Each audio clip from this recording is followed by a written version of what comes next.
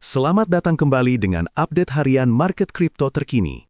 Hari ini, kita akan bedah pergerakan Bitcoin dan altcoin setelah sentimen extreme fear mendominasi pekan lalu.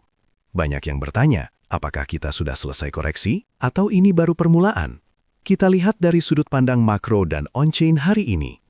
3 sentimen global utama, mulai dari The Fed US, Bank Sentral Eropa, hingga kebijakan likuiditas dari Tiongkok, semuanya saling tarik-menarik.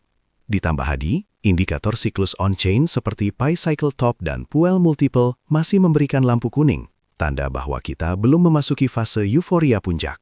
Tetap di sini karena kita akan bongkar tuntas poin-poin krusial yang wajib kalian catat. Sebelum kita lanjut, perlu diingat bahwa semua konten yang disajikan di sini bersifat edukasi dan analisis pasar semata. Analisis ini bukan saran finansial, ajakan untuk membeli atau menjual, dan juga bukan sinyal trading. Pasar kripto sangat volatile dan beresiko tinggi. Keputusan investasi sepenuhnya ada di tangan kalian. Silahkan gunakan analisis ini sebagai referensi tambahan dalam membuat keputusan yang terinformasi. Kita lihat kalender ekonomi yang relevan untuk pekan ini.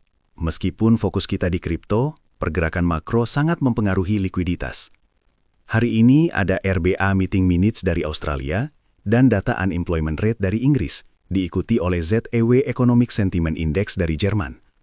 Yang perlu dicermati, malam nanti ada data inflasi tahunan dari Kanada yang bisa memicu volatilitas.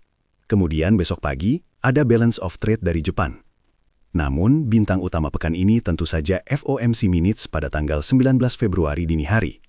Ini adalah catatan rapat The Fed yang akan memberikan insight lebih dalam mengenai arah kebijakan suku bunga mereka. Semua event ini berpotensi mempengaruhi dolar Amerika, yang secara tidak langsung akan berdampak pada sentimen risiko di pasar kripto. Kita masuk ke berita makro kripto yang pertama, yaitu dari Amerika Serikat. The Federal Reserve baru saja mengisyaratkan akan menahan sementara kenaikan suku bunga di tengah kekhawatiran inflasi. Keputusan The Fed untuk menahan kenaikan suku bunga ini sangat penting untuk pasar kripto, karena secara historis, suku bunga yang stabil atau rendah cenderung meningkatkan selera risiko investor. Ketika aset tradisional seperti obligasi kurang menarik, dana seringkali mengalir ke aset berisiko tinggi seperti Bitcoin dan altcoin. Ini mengurangi tekanan penguatan pada dolar Amerika. Jika sentimen pasar bergeser ke arah aset berisiko, kita bisa melihat adanya dukungan harga yang cukup signifikan untuk Bitcoin dan Ethereum. Beralih ke Eropa, European Central Bank atau ECB juga mengambil langkah serupa, yaitu mempertahankan suku bunga kebijakan mereka di tengah tekanan inflasi yang persisten di zona euro. ECB menyatakan bahwa inflasi masih di atas target 2% mereka, didorong oleh harga energi dan gangguan rantai pasokan. Tindakan ECB ini memperkuat narasi kebijakan moneter yang hati-hati di Eropa. Kebijakan ini, meskipun dilandasi kekhawatiran inflasi, dapat memberikan dukungan lanjutan untuk aset berisiko. Dengan likuiditas yang tetap terjaga di Eropa, investor mungkin merasa lebih nyaman menempatkan modal mereka di pasar kripto. Ini bisa menjadi faktor pendukung kedua setelah The Fed, membantu menjaga stabilitas harga Bitcoin dan aset digital utama lainnya. Namun ada sentimen kontra dari Asia, di mana People's Bank of China atau PBOC mengisyaratkan pengetatan moneter di tengah perlambatan pertumbuhan ekonomi. Tiongkok berencana menerapkan pengawasan yang lebih ketat pada kondisi kredit dan likuiditas, serta mengurangi suntikan likuiditas.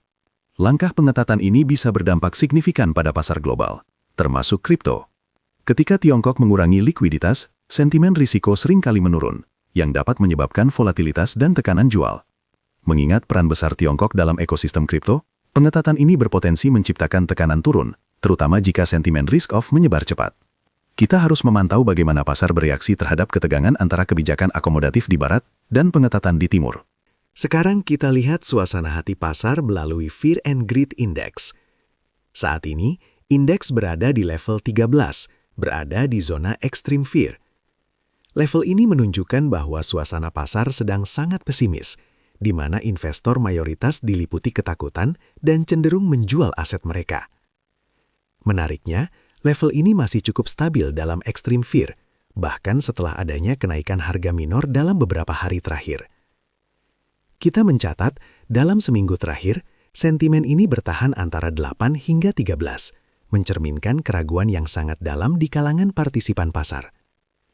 Extreme fear seringkali menjadi indikator kontrarian. Secara historis, Level ketakutan ekstrim adalah fase di mana potensi pergerakan agresif ke atas bisa terjadi, karena sebagian besar pemegang sudah menjual pada harga rendah. Namun, extreme fear juga bisa bertahan lama, jadi kita perlu indikator lain untuk konfirmasi. Kita pindah ke indikator siklus on-chain, dimulai dari Pi Cycle Top. Indikator ini menggunakan dua moving average, MA110 dan MA350 dikali 2, sebagai batas atas siklus. Saat ini, MA110 berada di $89.607,77, sementara MA350 dikali 2 berada di $199.907,36. Bitcoin berada jauh di bawah kedua garis tersebut, menandakan bahwa kita masih berada di fase awal hingga pertengahan siklus. Pi Cycle Top bekerja sebagai lampu peringatan yang menyala ketika kedua moving average tersebut berpotongan. Saat ini, gap antara kedua garis masih sangat lebar, menunjukkan bahwa kita masih jauh dari potensi puncak siklus. Ini memberikan konteks bahwa meski ada volatilitas tinggi, peluang untuk pergerakan harga yang lebih tinggi dalam jangka waktu yang lebih lama masih terbuka. Selanjutnya, kita bahas Puel Multiple, yang mengukur rasio nilai output harian para miner terhadap moving average tahunan mereka. Saat ini, Puel Multiple berada di 0,94. Nilai ini biasanya berada di bawah 1 selama fase koreksi atau konsolidasi, yang sering disebut sebagai fase akumulasi. Level di bawah 0,5 mengindikasikan potensi dasar siklus, sementara level di atas 4 mengindikasikan puncak. Dengan nilai saat ini di 0,94, ini mengkonfirmasikan bahwa kita berada di fase pemulihan setelah koreksi besar, atau masih dalam fase akumulasi yang stabil. Secara historis, pasar menghabiskan waktu yang substansial di area 1 sebelum lonjakan ke atas, menunjukkan bahwa saat ini bukanlah waktu euforia puncak, melainkan waktu yang penting bagi akumulasi oleh para pemain besar. Dari total 30 indikator siklus yang kita pantau, belum ada satupun yang memberikan sinyal puncak siklus. 3 indikator paling penting yang menonjol hari ini adalah MVRV Z-Score di 0,47, Bitcoin Bubble Index di minus 4,49, dan Mayer Multiple di 0,70. Semua indikator ini, yang secara historis efektif memprediksi puncak, masih berada jauh di area safe atau accumulate.